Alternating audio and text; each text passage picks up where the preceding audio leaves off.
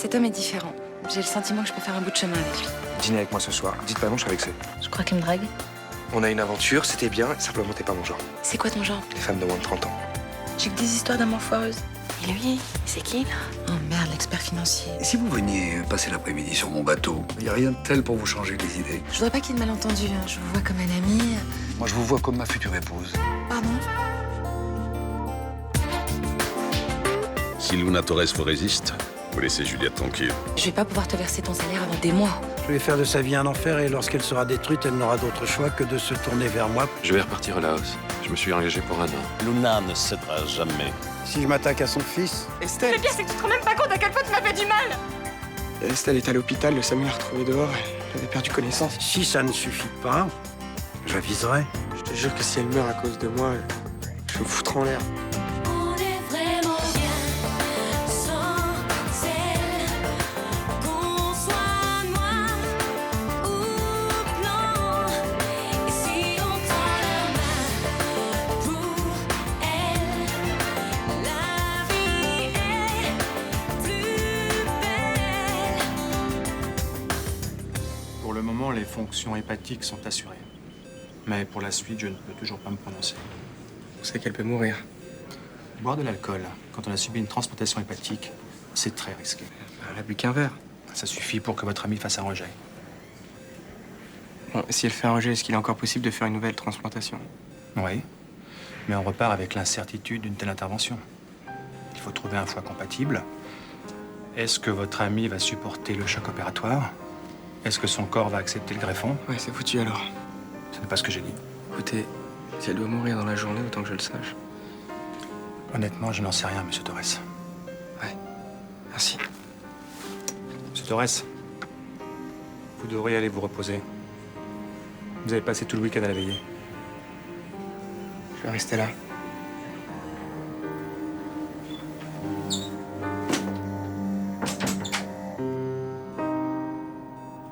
Tout ce que j'avais réussi à construire en 3 ans a explosé en moins d'1 semaine.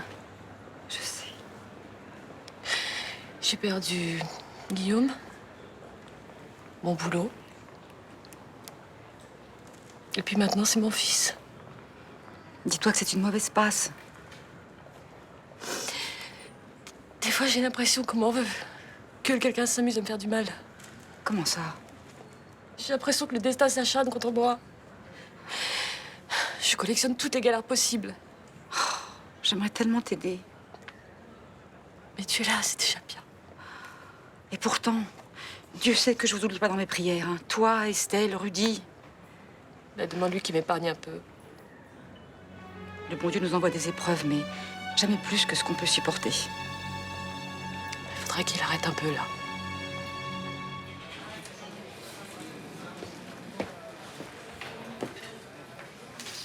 Il va faire beau aujourd'hui. Comment ça va? Tu connais mieux? Soucis familiaux. Ce qui avait provoqué votre douleur dans le dos? Vous avez eu mal depuis? Non, ça va. En principe, aujourd'hui, c'est mon premier jour de remplacement du docteur Legerman. Mais je suis pas sûr d'y aller. Pourquoi? Parce que j'annulerais bien toutes mes consultations si vous me faisiez faire un petit tour de Marseille. Vous êtes tenace. Vous me plaisez vraiment. Je sais pas, vous êtes différente. Ah oui, c'est vrai. Puis c'est bien parce que j'ai le bon âge.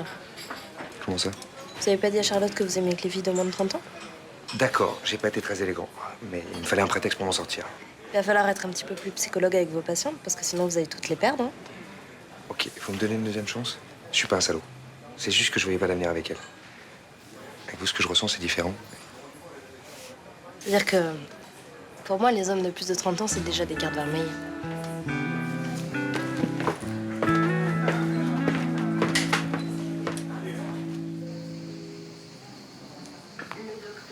Rudy,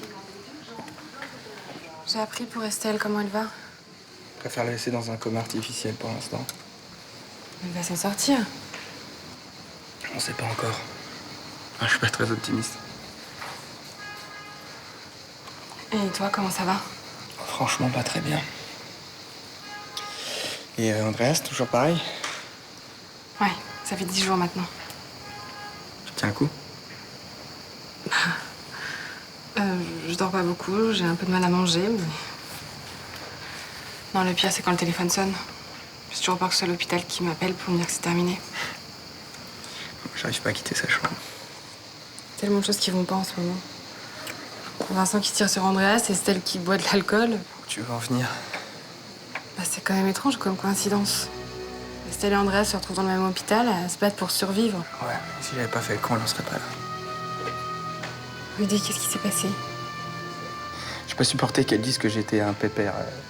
Alors j'ai voulu la rendre jalouse pour me venger. Pourquoi t'as réagi comme ça? Ça te ressemble pas. Non. D'habitude, on se serait marré, les choses ne seraient pas allées jusque-là. Bonjour. Papa, qu'est-ce que tu fais là? L'intégrale des Doors? Ça vous plaît pas? Mais si, j'adore. Simplement, venant de vous, je m'attendais à quelque chose de plus classique. Oh, vous me prenez vraiment pour un vieux crouton. Non, pas du tout. Vous dites ça parce que vous êtes bien élevé. J'ai découvert les Doors en 66 à Los Angeles. Et ils chantaient dans une boîte qui s'appelait le Whisky à Gogo. La moitié de la salle était sous LSD. Mais pas vous, je suppose. Ah, bien sûr que si. C'était ma grande période hippie. Je consommais à l'époque beaucoup de choses illicites. Ah bon? C'est rigolo, j'arrive pas à vous imaginer planant sous LSD, mais bon. Et pourtant, mes parents m'avaient envoyé 2 mois aux États-Unis pour apprendre l'anglais. Ouais. Je suis revenu au bout de 3 ans. Je faisais la manche en chantant du Bob Dylan avec une guitare désaccordée. C'était terrible. Incroyable. C'était une période fabuleuse de ma vie. Mais j'arrête là parce que je vais devenir très ancien combattant. Pas du tout. Attendez, c'est une expérience géniale. Alors après, j'ai fait la route. Et puis il y a eu quelques détours qui m'ont mené jusqu'à vous. Ne me dites pas que vous allez me redemander en mariage. Oh, je suis désolé parce que je voulais pas vous gêner la dernière fois. Non, ça va, il y a pire comme goujaterie, Jacques, franchement. Je pourrais vous en raconter des sévères, j'en ai des catalogues. Vous vous méfiez des hommes, hein? Disons que j'ai eu quelques aventures abjectes, oui. J'ai une proposition à vous faire. Ça vous permettra de voir les hommes autrement.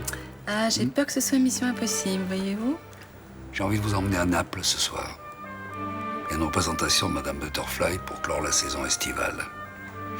J'ai pris les billets d'avion, j'ai les places pour la représentation et je nous ai réservé 2 chambres d'hôtel, séparées.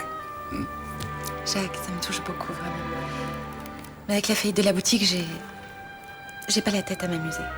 Mais justement, quand il y a un échec, il faut profiter de tout, sinon on s'écroule. Je vous attendrai à 15h chez moi. Je suis désolée, mais je suis pas sûre de venir, hein. Non, vraiment. J'aimerais être plus enthousiaste, mais... Je le serai pour 2. À tout à l'heure. Qu'est-ce que c'est? Des livres sur l'éducation des enfants. Ah, je pensais que c'était au minimum un traité économique boursier. T'as l'air tellement sérieux quand tu lis ça. Parce que je comprends pas. Il y en a pas un qui dit la même chose. Comment ça? Celui-là prône la tolérance et celui-là dit qu'il faut imposer des règles le plus vite possible. Et ça a l'air de t'inquiéter? Bah oui, parce que je sais pas qui a raison. Et t'as peur de faire des erreurs, c'est ça? Oui. Eh ben, tu sais, on en fera tous, on n'est pas des parents parfaits. Oui, mais il paraît que les 5 premières années de la vie sont les plus importantes. Alors t'imagines si je me plante, le petit bout, il va le payer toute sa vie. Oh, n'exagérons rien. Je veux pas me louper. Bah, toi, avec Lucas et Johanna, t'étais plutôt dure ou plutôt tolérante? Écoute, arrête de t'inquiéter. Tu feras un très bon papa, j'en suis sûre. Et puis t'as tout le temps de te renseigner, j'accouche pas demain matin, hein? Oh là là là là là là. Je suis vraiment désolé, Rudy. Je ne pensais pas que les choses iraient aussi loin. Je m'en veux beaucoup. Pourquoi vous en voudriez? Vous n'y êtes pour rien. Ne croyez pas ça. Estelle est la victime d'une machination comme Andreas. Il n'y a aucun rapport entre ce qui est arrivé à Andreas et ce qui est arrivé à Estelle. Si, tout est lié. Et vous êtes en danger tous les deux. Je comprends pas là, qui nous en voudrait? Laisse tomber. En s'en prenant à Estelle, c'est vous qui devez faire tomber dans ses filets. Mais qui ça, il? Papa, arrête de dire n'importe quoi. Non, je sais que j'ai l'air complètement fou. Mais écoutez-moi. Soyez vigilants, ne vous laissez pas faire. D'accord. Là, faut que je retourne voir Estelle. Il va faire une connerie, j'en suis sûr. Dis-donc, la semaine dernière, une journée en bateau. Aujourd'hui, l'opéra en Italie. Ça, c'est clair, il me fait un numéro de séduction dans les grandes largeurs. Le seul problème, c'est que j'ai pas du tout envie d'avoir une aventure avec lui, moi. Il t'a dit qu'il avait pris des chambres séparées? Ouais, mais attends, Blanche, si j'accepte d'aller à Naples, j'accepte de passer à la casserole. Hein. Il cherche pas une dame de compagnie. Moi, je le sens pas comme ça. Il a l'air de savoir se tenir. Tous les hommes, au début, ont l'air de savoir se tenir. Bon, mais qu'est-ce que tu ressens pour lui? Tu l'aimes bien ou pas? Ben oui, il est gentil. Puis bon, c'est agréable de se sentir courtisée comme ça. Tu te sens belle, désirable. Il a 60 ans. Tu ferais quoi, toi? Ah, moi j'irais.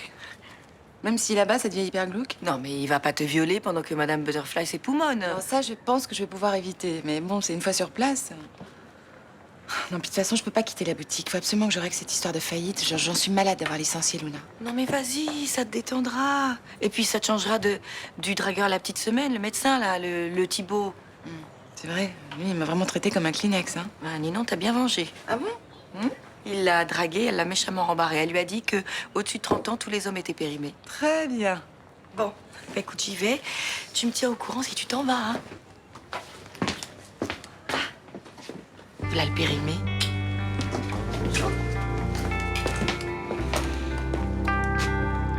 Charlotte.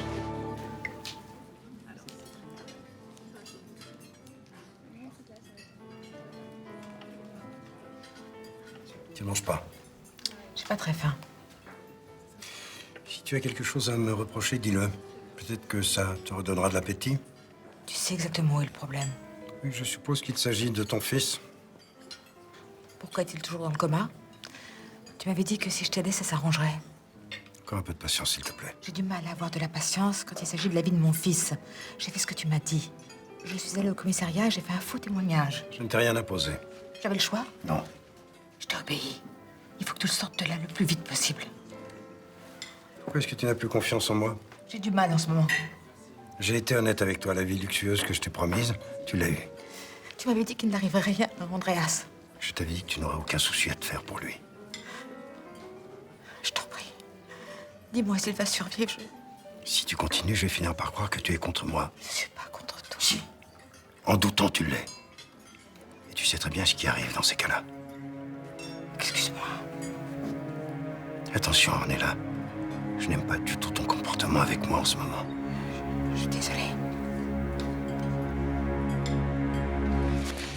Je vais m'excuser pour mon attitude la semaine dernière. J'ai pas été correct avec toi. Mot est faible, mais ça doit être une question de point de vue. Ok. J'ai rien à dire, j'étais nul. J'espère au moins que t'es un médecin sérieux. Sinon, je vais vraiment regretter de t'avoir présenté à Guillaume Lezerman. Charlotte, j'aime pas les ruptures, d'accord? Et comme je t'aime vraiment bien, ça m'a fait flipper. C'est encore parce que tu flippais que t'as dragué Ninon ce matin? Je l'ai pas dragué, je l'ai juste complimenté. Ça va, à cet âge-là, ils ont toute l'impression qu'on va leur sauter dessus. C'est pas toujours faux. Et si on faisait la paix, Charlotte? Qu'est-ce que tu proposes? On pourrait rester amis. Comme t'es célibataire et moi aussi, on pourrait se voir de temps en temps. Ah ouais? Comment ça? Plutôt que d'être seul et de tourner en rond, on se voit, on se fait du bien. En gros, tu me proposes qu'on couche ensemble une fois de temps en temps, c'est ça? Ouais, mais sans se prendre la tête, on fait ça tranquille. Je t'invite ce soir, en fait, mon installation, d'accord? Ah ouais, je vois le genre, ouais. Écoute, je suis désolée, mais ce soir, je suis à Naples. Il y a un homme merveilleux qui m'invite à l'opéra. On va dormir là-bas. Ah oui. Voilà.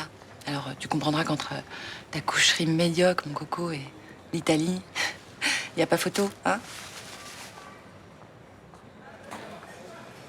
Vous en faites une tête. Vous avez des soucis?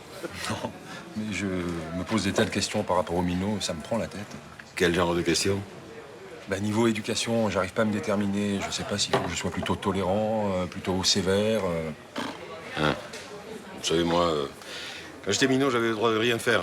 Hein? Et mon père m'engueulait sans arrêt. Résultat, on se parlait pas. Et puis à 20 ans, bon, enfin, on s'est disputé un peu violemment et c'est plus jamais adressé la parole. Vous me conseillez d'être tolérant, alors? Oui. Pour que les enfants se sentent bien avec les parents qui sont en confiance. Si je peux me permettre, hein, jusqu'à un certain point. Ah oui? Et lequel? Écoutez, moi, je suis pour la fermeté. Hein. Je n'ai pas été assez avec Luna à l'adolescence, et ben, je m'en suis mordu les doigts. Bah, c'est ce qu'ils disent dans le premier livre que j'ai lu, c'est une nurse anglaise qui l'a écrit. Oui, et je parie qu'ils prônent les châtiments corporels aussi, non? Oh, tout de suite, parce qu'on les ferme, on est un monstre. Enfin, les enfants ont besoin de repères. Hein, plus ils sont disciplinés, plus ils auront des bases solides pour l'avenir. Oui, mais si tu les brides trop, hein, et que tu n'écoutes pas ce qu'ils ont à dire, ils n'auront jamais confiance en eux. Voilà. Écoute, je vois pas sur quoi tu bases ton opinion, parce qu'on peut pas dire que t'es vraiment élevé François, hein. Parce que je travaillais trop à l'époque et qu'il était tout le temps fourré dans les jupes de sa mère, voilà. Mais Lucas et Johanna, tu peux pas dire que je m'en suis pas occupé, hein. Mais ça n'a rien à voir, puis leur grand-père. Un grand-père, ça peut être coulant. Mais le père, ça représente l'autorité. Voilà, eh bien, tu vas les réveiller au son du clairon pour aller à l'école, hein. Mais c'est pas vrai, ça. On dirait que c'est l'armée, toi, quand tu parles d'éducation. Mais toi, si on t'écoutait, ils finiraient tous avec des fleurs dans les cheveux, en jouant de la guitare sur les plages du Prado. N'importe quoi. Voilà. C'est Myrta, ça. On avait rendez-vous à 15h, je suis très en retard. L'important, c'est que vous soyez là. Entrez. Je ne vous attendais plus, vous me faites une délicieuse surprise. Mais j'imagine qu'à cause de moi, on a raté l'avion, non? Pas du tout, vous inquiétez pas, j'ai pris les premières classes, on peut embarquer à la dernière minute. Je peux même vous offrir une coupe de champagne. Ah, mais ça se refuse pas. Vous êtes magnifique dans cette robe. Merci. C'est immense chez vous. Ça vous plaît? Écoutez, après ce que vous m'avez raconté ce matin sur votre jeunesse, je m'attendais à avoir des clins d'œil psychédéliques. Ah, mais c'est un décorateur qui a tout fait et qui n'a pas vu le vieil hippie qui sommeillait en moi. Mais ça me plaît beaucoup. J'en suis ravi. Vous êtes ici chez vous. Ah oui, Je peux même vous donner une clé si vous voulez. c'est très gentil, mais je préfère pas, non? Vous vous méfiez encore, hein, Charlotte? Je vous jure sur ce que j'ai de plus cher que je ne vous ferai jamais souffrir. Je suis sûre que vous dites la vérité. Oui, mais la vie, parfois, nous fait mentir. Hein. Voilà. On va conclure quelque chose entre nous. Chaque seconde de souffrance que je vous donnerai sera réparée par une journée de bonheur absolu. C'est une promesse de prince charmant, ça? Mais vous n'avez pas vu mon cheval en arrivant? Vous n'avez pas senti l'odeur de crottin? J'ai senti la rose, le jasmin et la lavande. Ah, alors c'est qu'il s'est parfumé.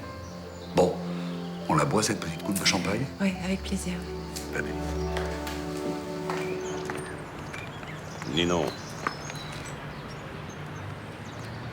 Vous n'avez pas été suivi? Je crois pas, non? Qu'est-ce que vous voulez? Ma grand-mère m'a donné de l'argent pour mon père et comme vous êtes le seul à pouvoir le contacter, Il l'aura avant la fin de la semaine. il va bien, moi. Je sais rien. Je peux savoir dans quel pays il est? Je sais rien. Mon contact en Italie me le dit pas, question de sécurité. Et vous savez si au moins ça s'est bien passé pour lui ou... Mais bien sûr. C'est une filière extrêmement fiable. Vous avez des nouvelles de l'enquête? Oui, elles sont pas très bonnes. Le commissaire Madigan m'a dit qu'elle était au point mort. Comment ça au point mort? Qu'est-ce que ça veut dire? La semaine dernière, on pensait que Vassago a usurpé l'identité d'un homme mort dans un accident d'avion en 1974. Venant de Vassago, tout est possible. Sauf que l'ADN de Vassago de 2007 est le même que celui de l'homme mort dans l'accident. Et ça les étonne. C'est quand même bizarre, hein? Non, c'est pas bizarre, c'est normal. Quand est-ce qu'ils vont le comprendre? Et quand est-ce qu'ils vont comprendre quoi? Que Vassago, c'est le diable. Je sais pas comment je vais faire. Peut-être que je suis un peu trop Myrta des fois. Faudra pas m'en vouloir. Qu'est-ce que tu dis? Je parle au bébé. Ah. Encore ton problème sur l'éducation? Ouais. J'en ai parlé avec Roland et Myrta cet après-midi au bar. Ça m'embrouille encore plus. Tels que je les connais, ils n'ont pas dû être du même avis. Non, ils se sont même engueulés devant moi. Alors Roland prônait l'intolérance et Myrta la discipline. Enfin, ça n'a pas vraiment réussi à Luna, hein. Elle pensait qu'à faire le mur pour aller s'éclater. Ben, Myrta a dit que c'est parce qu'elle était trop coulante. N'écoute jamais Myrta. Mais calme-toi. Oh là là, tu prends les choses trop à cœur. Parce que j'ai pas eu de parents, moi. Je sais pas comment je vais faire. J'ai peur de mal m'y prendre. Je te répondrai bien quelque chose, mais je suis pas certaine que ça te rassure. Dis-moi.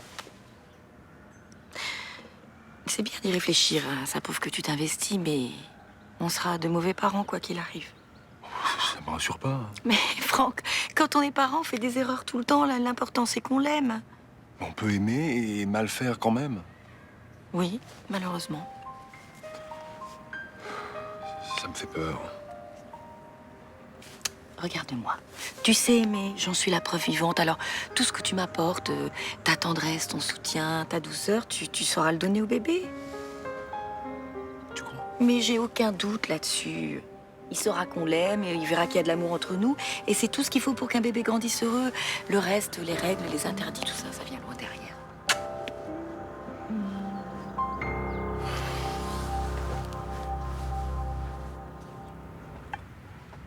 J'ai eu Guillaume ce matin au téléphone. Il m'a dit qu'il vous embrassait. Nathan, il aimerait bien que tu l'appelles. J'ai pas le temps. Tu pourrais faire un effort quand même. Je sais bien que c'est pas simple, mais c'est ton père. Partir un an sans prévenir comme ça, c'était le pire truc qu'il pouvait me faire. Tu es injuste. Et alors, c'est juste qu'il a fait, lui? Nathan, arrête de crier, s'il te plaît, j'en peux plus, là. Parce que tu le défends, toi? Alors qu'il t'a laissé tomber?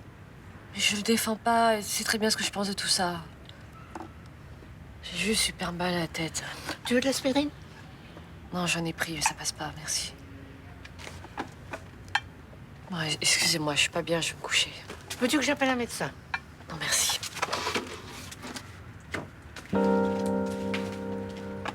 Tu devrais y aller doucement sur ton père avec Luna.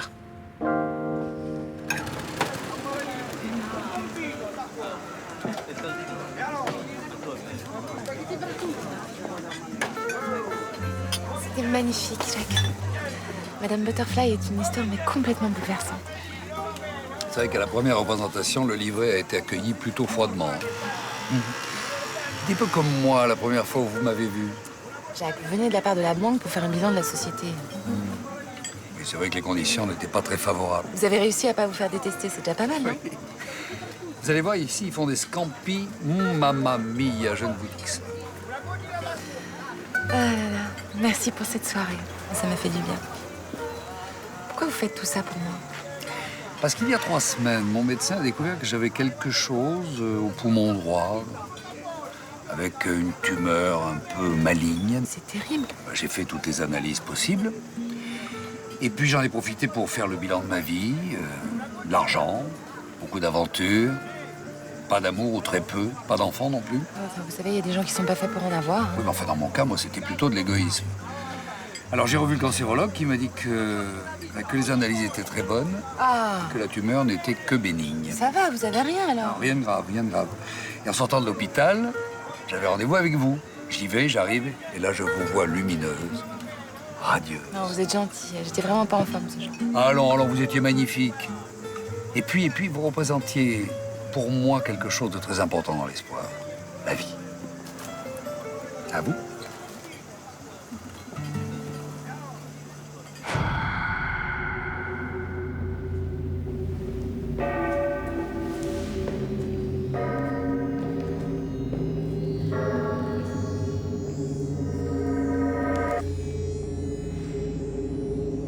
Qui êtes-vous? Peu importe qui je suis. Comment allez-vous? Je t'en peux plus. J'ai perdu Guillaume. Je suis seule. Je sais plus quoi faire. J'ai jamais eu aussi peur de ma vie. Peur de quoi exactement? De tout. J'ai peur pour mon fils. Pour Nathan. Pour moi. Je sais plus quoi faire. Je vous comprends. Ça s'arrêtera jamais. J'ai tellement mal à la tête. J'ai l'impression qu'elle va exploser. Je vais vous aider. Personne ne veut m'aider. C'est fini. Ayez confiance. Soyez de mon côté. Et tout va s'arranger.